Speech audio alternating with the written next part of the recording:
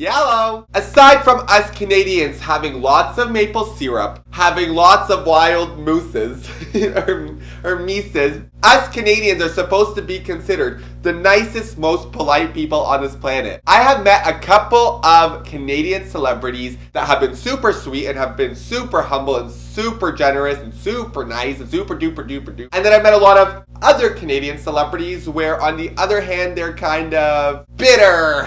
they're mean, or they haven't been nice. Whitney Harlow.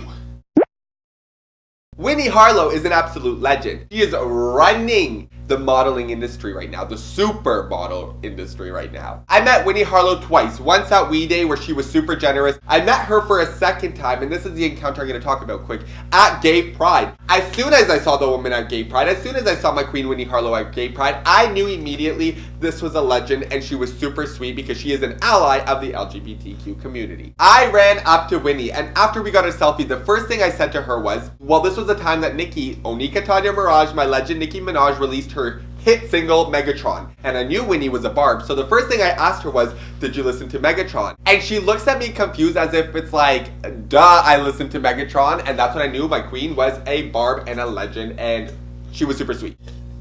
Tegan and Sarah. It was kind of windy when I did meet them, but they were like really rushy. And when I say really rushy, like this was at one of the TV stations here in Toronto. And I went and I met them after one of their live tapings. And it was me, my friend Lindsay, and I forget who else was with us. And they were like, yeah, can we make this quick? It's really cold outside. And we were like, sure. As if we weren't just waiting 4 hours in the cold for you guys to stop in the cold for less than 2 minutes. Fluke Billick from Degrassi. Anybody outside of Canada who is watching this video is probably going to be like, who? He is so nice, and it's because I think that he lives within the Toronto region that he's super sweet to everybody here. It's because like he literally lives in the area. When I met him, he had just filmed a taping of a live show that was happening at one of the television stations here in Toronto. And I met him outside, and how humbling is it that he was literally getting into his own car. And he was so sweet. He was like, yeah, you guys come over to me, like come over, like whatever. And we took selfies and everything, and I was obsessed with him for, it wasn't even during Degrassi when I was obsessed with him. It was like after Degrassi that I was obsessed with him.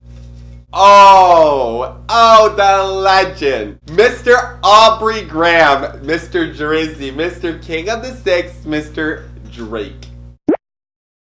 I was the only one who met him, I would say in 2012. He had just bought I guess like a residency in a hotel here in Toronto. And I found out about it and I went to it to just, I guess, kind of get a glimpse of him because not a lot of people had figured this out yet that he had moved. And I was there, and around 1 o'clock in the morning, he's leaving the hotel and I see him leaving on feet, like he's not driving anywhere. They were going for a walk, him, his bodyguard, and 2 girls. I don't know who anybody was aside from Mr. Aubrey Graham, King, Drizzy, Drake. And I look at him, and keep in mind, I'm the only dinky, it was in 2012, so I was like 17 years old. I was the only person there, like I had a snapback, like I'm totally different looking.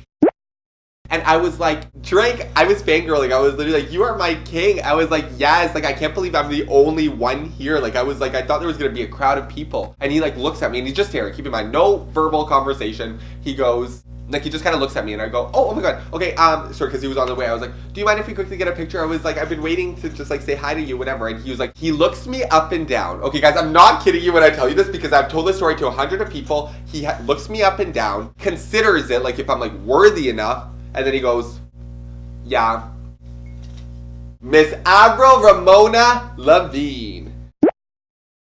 When I met her, there wasn't much conversation. There actually probably wasn't any conversation. That girl doesn't speak. I think she's very reserved when it comes to meeting people she doesn't know, which I totally understand because a lot of people are like that. When you're not familiar with somebody, you kind of hold back from being yourself. She was stopping for every single fan. She still to this day after her show stops for every single fan. She's fan friendly. The only thing is she doesn't speak. No matter if she speaks, no matter if she doesn't, she's an absolute queen no matter what the damn case is. Anyways, those are the couple of Canadians that are nice or haven't been nice. For anybody who's watching me, if anybody's ever darn too damn watching me, I'll talk to y'all in the next video. TTYLs.